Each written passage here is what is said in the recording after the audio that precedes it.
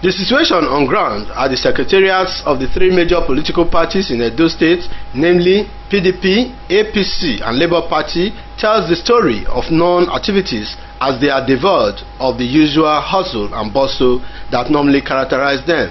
Apart from staff of the political parties, there was nothing to show that political activities were on as observed by the news crew. Some respondents attributed the likely reasons to the possible lack of any major election or political event in the state that could have warranted any serious politicking. As we have it today in Edo State, the atmosphere politically is calm, it's not charged, and this for the fact that activities are not cropping up. There are no major elections coming up, maybe next year or thereabout.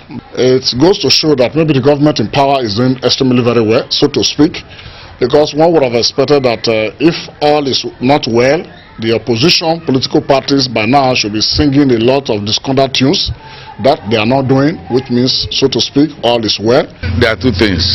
Is that the man on the ground is doing very well, that people need not to complain.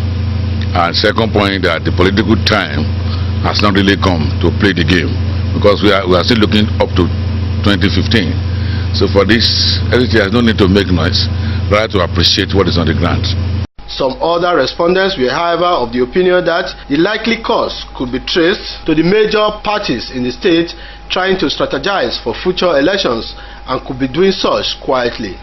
The politicians in the state are still watching the trend of events, and they are still crisscrossing and negotiating and taking time to study what is going to happen.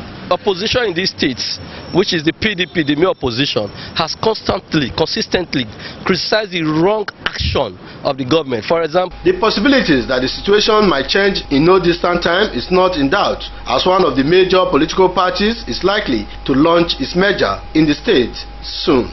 Efosa Wangwe reporting.